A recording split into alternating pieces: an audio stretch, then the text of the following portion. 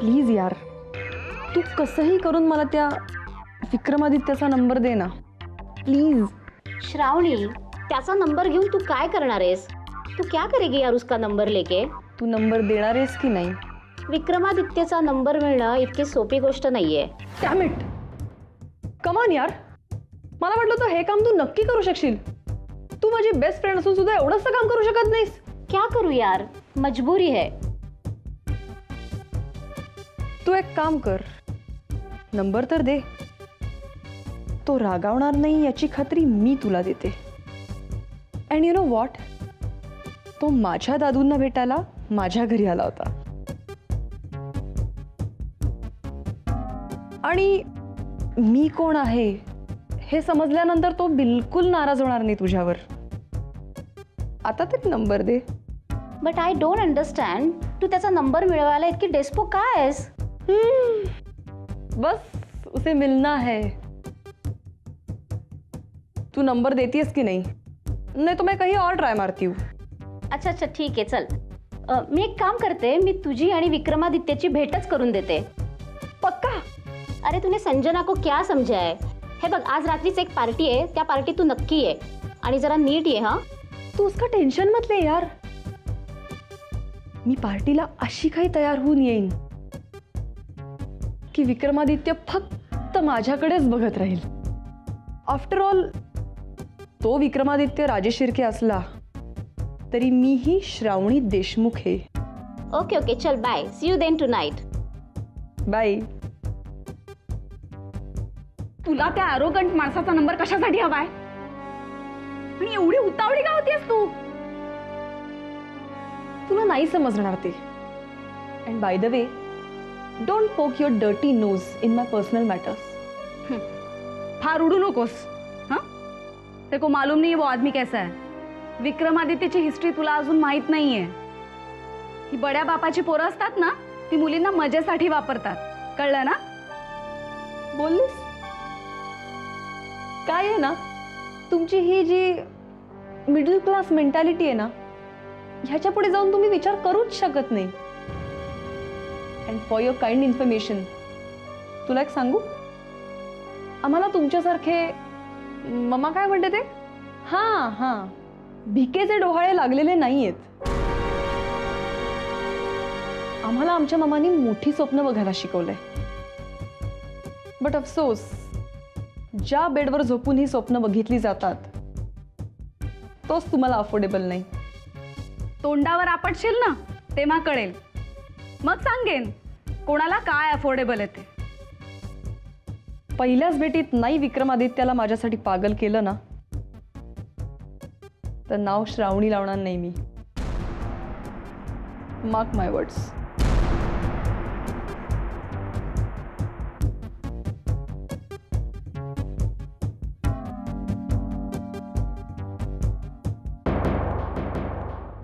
मुलांच्या फीजमध्ये वाढ करायची हे मला नाही पटत. सगळ्यांचीच काही परिस्थिती सारखी नसते.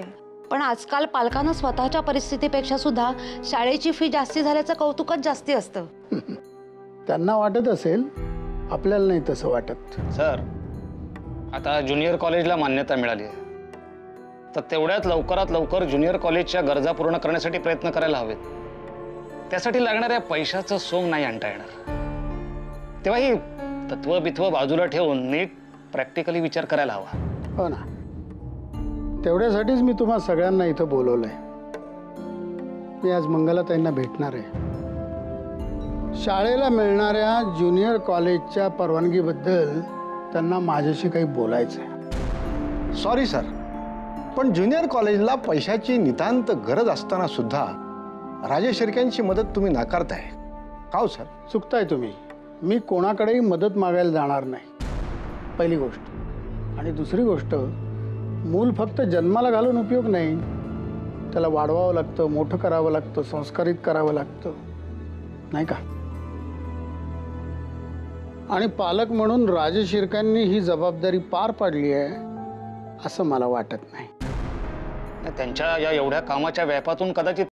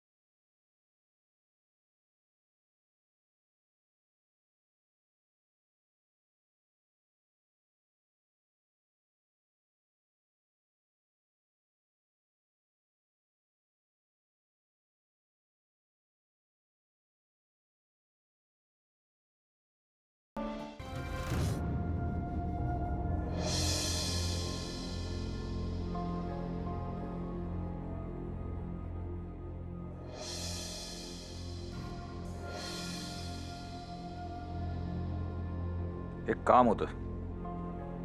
जी? हे इन्व्हिटेशन तुमच्या देशमुख सरांना द्या. पहिल्यांदा 4 भिंती पलीकडचं काम संपतोय. राजेश शिर्केंच्या पत्नी म्हणून एवढं तरी तुम्हाला जमायलाच हवं.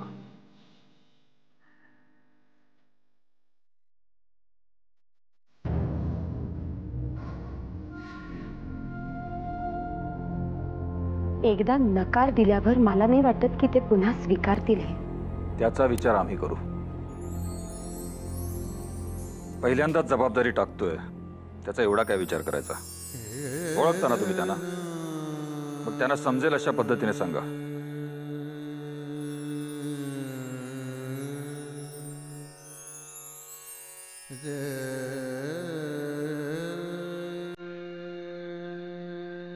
मला नाही वाटत ते आवडेल त्यांना.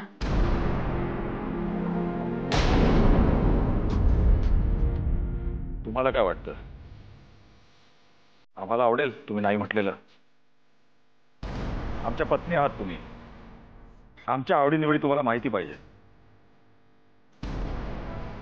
आणि एवढी छोटीशी गोष्ट जर जमणार नसेल तर आमची पत्नी म्हणून घ्यायची लायकी नाही तुमची. राजेश शिर्केंचा एक तरी गुण दाखवा आणि मग त्यांची पत्नी म्हणून मिरवा.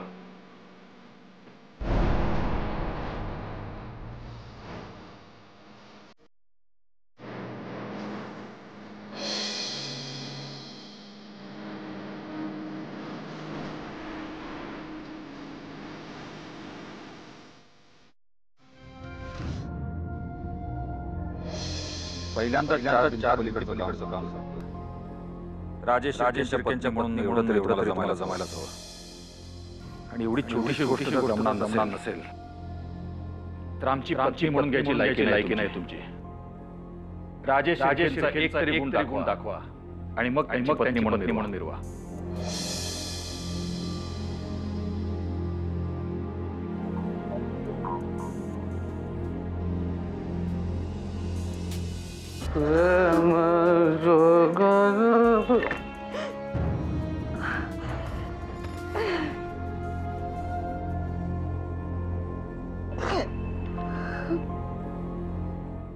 रोज असं खोटं खोटं हसत कणाकणानं मरण्यापेक्षा एकदाच काय ते विष पिऊन संपवून टाकावं जीवाला. निदान मुक्ती तरी मिळेल. मुक्ती? वहिनी, आमच्यासारख्या फकीराच्या तोंडी शोभणारी भाषा आपल्या तोंडी नाही शोभत. काय झालंय? मी तुम्हाला काही मदत करू शकतो का? नील भाऊजी, खरंच मला तुमचा सल्ला हवाय. हा? सल्ला?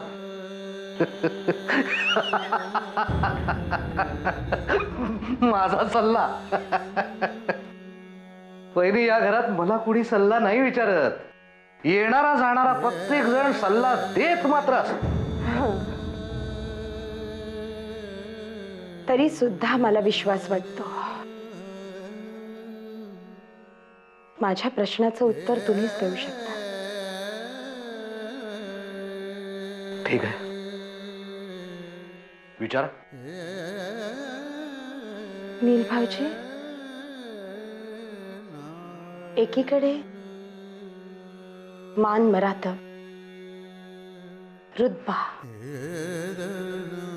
राजेश शिर्क्यांची इज्जत,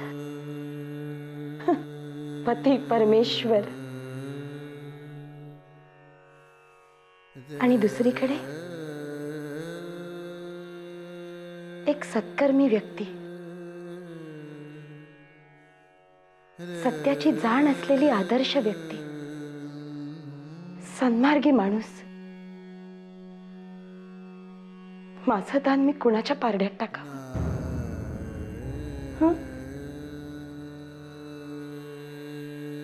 वहिनी,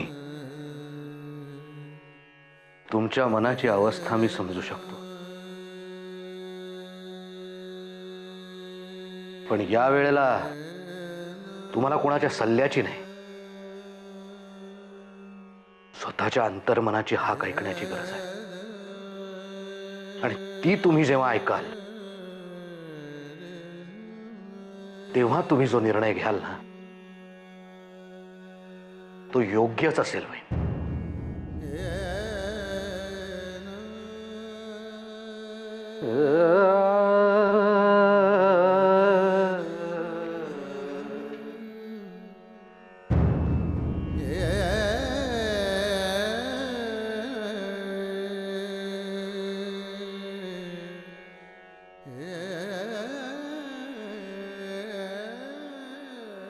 हॅलो हॅलो विक्रमादित्य राजे. काम झालंय. होय. नाही तुम्ही सांगितलेले सगळे बदल मी त्यांना सांगितले, त्यांनी सगळे बदल केले. हो ते उद्या नवीन मॉडेल घेऊन येतात. आपण उद्या संध्याकाळी 5 वाजता सगळ्या आर्किटेक्ट टीमची मीटिंग बोलावली आहे. नाही बिझनेस चेअरमन पण येत आहेत आपले. पण तुम्हाला उद्या जमणार आहे ना राजे? अच्छा. नाही मी त्यांना सक्त ताकीद दिली की कोणालाही काही बोलू नका म्हणून. हो येस उद्या 5 वाजता भेटूया. Okay bye. थँक्यू. दिवे लागण्याची वेळ झाली. दिवा लावायला सांगितलं तुला. ही 4थी वेळ आहे तुला सांगायची. हो पण 4ही वेळातला मी नाही म्हणालोय का? नाही म्हणाला नाहीस. हो पण म्हणाला नाहीस. आणि दिवा सुद्धा लावला नाहीस. दिव्या दिव्या दीपककार कानावर पडले शब्द. कानी कुंडले मोतीहार रे. ही कुठली वेगळीच काढलीस तू शुभंकर होती. माझ्या कानावर पडलेली ही शुभंकर होती. चांगल्या गोष्टी तुझ्या कानावर कधी पडतच नाहीत का रे? हो हो हो ठीक आहे. मोरोबा काकूला खूप त्रास देतोस ना तू. बघ ना दिवे लागण्याची वेळ झाली. दिवा लाव म्हटलं ते वेगळीच शुभंकर होती. मला ऐकवतोय. मोरोबा तू ग्रेट आहेस. गातो सुद्धा, कविता सुद्धा करतोस, भविष्य सुद्धा सांगतोस, गणित सोडवतोस, आणखीन काय काय करतोस तू? काम सोडून सगळं करतो. बघितलंस बघितलंस? अरे कलेची कदरच नाहीये या घरात कुणाला. मगासपासून फक्त काम काम आणि कामच करतोय. पण हिचं आपलं चालूच आहे. हे कर ते कर हे कर. आता दिवा काय साक्षी पण लावू शकते. हो की नाही साक्षी? हो की नाही? अजिबात नाही. तुला सांगितलं ना तू कर. बरं ठीक आहे कोणी लावू नका. काकू दिवा मी लावते. हे तुझं भांड आहे. आईने ह्यात तुला खायला दिलंय. जेवताना नक्की खा. मी आतमध्ये ठेवते ते भांड. अगं देऊ पाहिलंस पाहिलंस. आला मोऱ्या दिवा लावायला आला. काकू काय काकू? अगं ही घरात लक्ष्मी यायची वेळ आहे. तेव्हा अशा वेळी देऊ सारख्या सुलक्षणी मुलीच्या हातून दीप प्रज्वलित करणे म्हणजे महाशुभ योगच समजावयास हवे. जमले एकदाच. काम करायचं नसेल ना तर 1000 कारणं जोडशील तू. केव्हाच सांगते बाहेर जरा काम बघ, पैसे कमव. पण नाही. अगं मला सांग देऊ कसा खर्च चालवायचा. तू इथे एक राहत होता, भाडं देत होता, त्याच्यातून काहीतरी घरचं सामान तरी त्याचा तरी खर्च निघत होता. पण आता नाही. पण ते डबे न्यायला मुलं येतात ना त्यातला एक म्हणालाय त्याच्या ओळखीचा कोणी आहे आणि त्याला भाड्याने राहायचंय. मग ते ठीक वाटला तर हो म्हणते. नाही तर काय चालायचं तसं चालेल. वार कुठला आजचा? मंगळवार. अगं बाई अगं आजच यायचं म्हणाला होता तू. ते मस्त झाली. हे काय आज सगळं शांत शांत. तरुण महिला मंडळ कुठे दिसत नाही. काय ग प्रतीक्षा? साक्षी इथेच कुठे गोदा काकूंकडे गेली आणि देवायनी आहे तिच्या बरोबर. जेवायच्या वेळेस सगळे बरोबर असले कसा मजा येतो नाही. आणि ही कुठे आपली काय तिचं नाव? श्रावणी ना कामासाठी बाहेर गेली.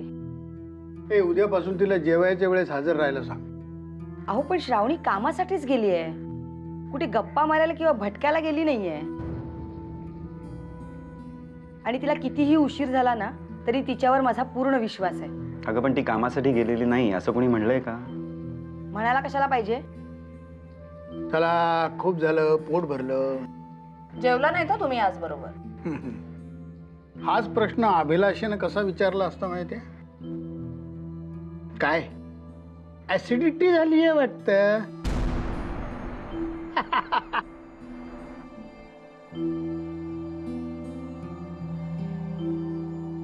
हे अभिलाषा गंमत केली आहे. मनावर घेऊ नकोस. माझ्या गोळ्या कुठेत?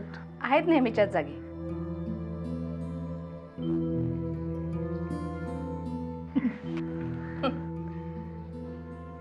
किती हसायला येते ना माझा असा अपमान झाला की. तुम्ही खास सुखाने सुद्धा खाऊ देत नाही. अभिलाषा तुझीच किरकिर चालू असते. बाबांनी साधं सरळ विचारलं होतं मुली कुठे गेल्या. मग असा वाकडा अर्थ काढायची काय गरज होती? या आधी नाही म्हणाले ते सहज. तुम्हाला त्यांचं सहज बोलणं कळत नाही, मला चांगलं कळतं. आता पाहिलंत ना कसं जाता जाता माझा सहज अपमान केला, आणि त्याचा तुम्हाला अगदी आनंद होतोय. अगं काळजीपोटी बोलले ते. तुम्हाला बरं जमतं असं सारवासारव करायला. आता यात काय सारवासारव केली? काही बोलू नका. तुम्ही तुमच्या मुलीनी काही केलं की बरोबर, मी माझ्या मुलीनी काही केलं की चूक. आता माझी मुलगी एवढ्या करिअरसाठी रात्र रात्र झटते, त्याचं कुणालाच कौतुक नाहीये.